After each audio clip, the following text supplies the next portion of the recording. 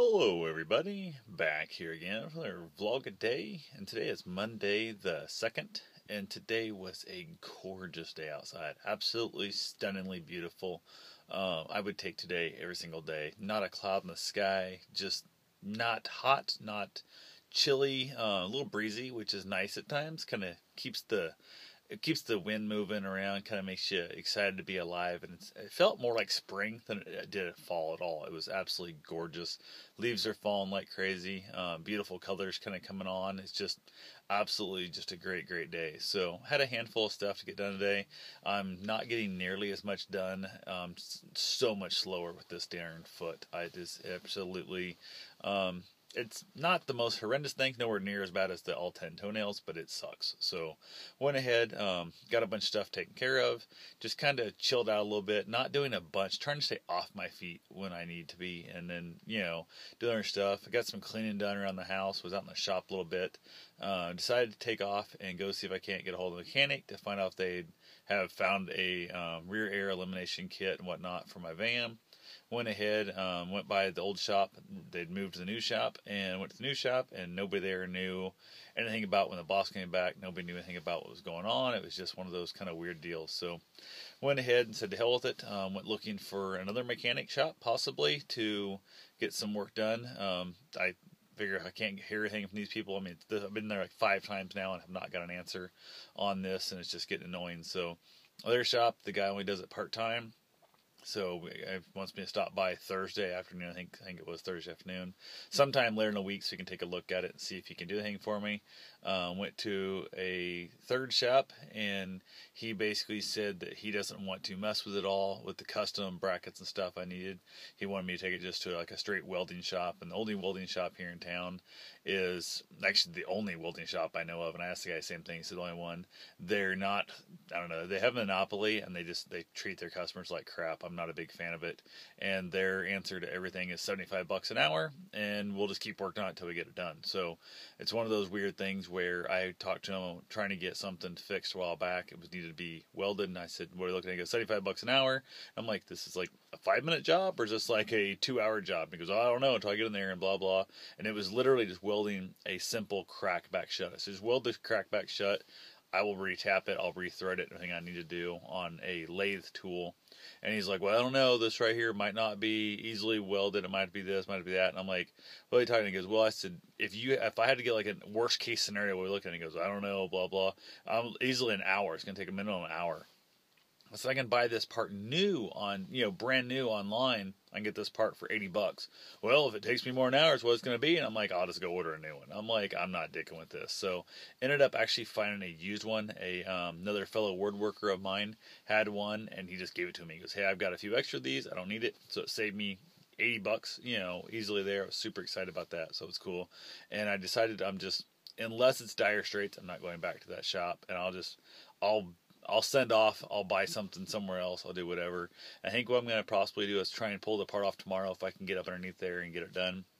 The van is up on ramps and stuff right now overnight. It's cooling off. I'm going to flush the rear and do some other things I need to do to it anyway. I'm kind of hobbling around a little bit, but my plan tomorrow is to try and knock off the main part I need to build a bracket into, and see if I can't fabricate something up myself, and then have it all kind of laid out like on paper what I want exactly, this piece here and here and here, and then take it to a shop and say how much to weld this together. I'll probably go up to Des Moines, hit a shop up there, custom welding shops, and say I need it to be exactly these dimensions, weld together, how much would this be? If that doesn't work, I'm just going to put I don't know, keep throwing money at until I get it figured out, because it's annoying me. So I did tear out a bunch of more stuff in the back of the van. I'm stripping the hell out of that thing. I think I pulled out like another 12 pounds of wire today. It's ridiculous how much wire was in that van. All the dumb mood lightings and all the headphone jacks and all the stupid crap that was in there, just pulling that stuff out, it's just ridiculous. Got the panel out, did not get it traced out to make a new panel for it yet, but I'm just kind of still in the way. Finding tons of stuff, getting the seat belts removed and whatnot. There's a bolt brackets that stick up in the middle that held the back sofa, couch, chair, whatever you want to call it, that moved electronically.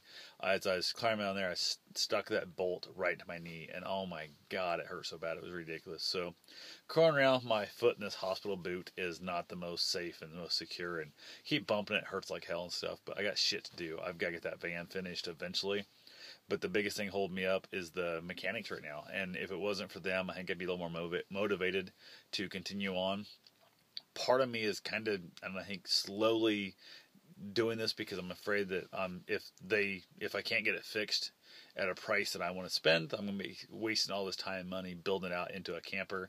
And I just need to tell myself, suck it up and just decide no matter what this van costs, this is the van I'm going to stick with.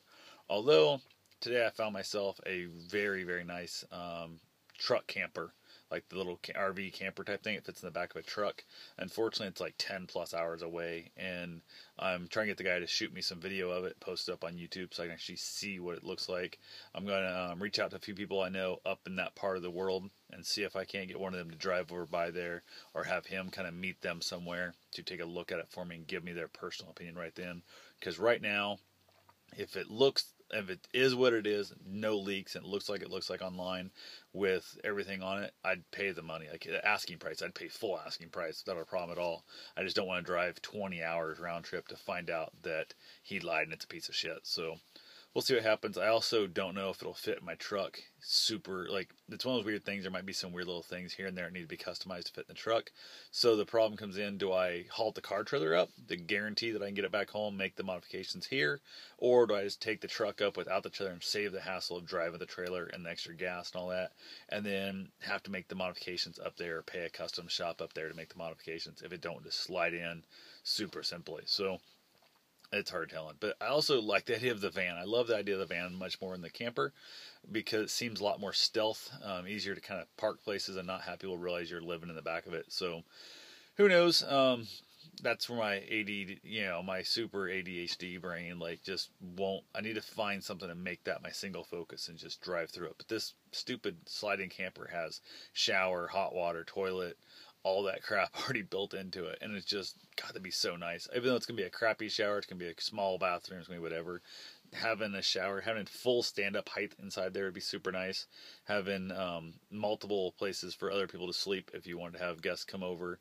I think it supposedly sleeps like 6, which there's no way in hell I'd sleep 6 people in that thing. But it'd be kind of cool to have running water and already have the heat, propane heater, all that kind of stuff. Everything already built into the unit. So we'll see. Foot's hurting. I did go out to the reservoir today, took the dog out there, let him play around a little bit and stuff, off leash, which technically I was breaking the rules there, but went ahead and let him play around. There was a couple other people out there with dogs and stuff that I was hoping they might stop. I tried to kind of motion to them, hey, let your dogs out and play, and they just drove on by and didn't stop. So I think a lot of times people see a 100+ pound giant black, dog, and they kind of freak out and they don't want to stop and let their dog play with them. And unfortunately, nobody I know that I normally see out there running and stuff, I didn't see anybody with their dogs. So it happens. Went ahead, like I said, let him play around. He had a good time. I kind of walked probably farther than I should have. I was out walking around quite a bit today, but he felt good out there. I had him out. I had the shot collar on him today. He was out working on the van, and the neighbor had their dog out. He took off running like a bat out of hell to go play with that dog, and left property without permission. So I basically whistled for him. He did not come back, and I buzzed his ass, and it kind of startled me to no hell. So I whistled again. So every time I buzz him, I whistle, so he thinks the command is what's doing it, not just randomly shocking him up for no reason. And I hit him again. He come running back, and I was like, you little shit. So I made him get in the van, lay down as punishment, so he didn't get a play for about half an hour or so.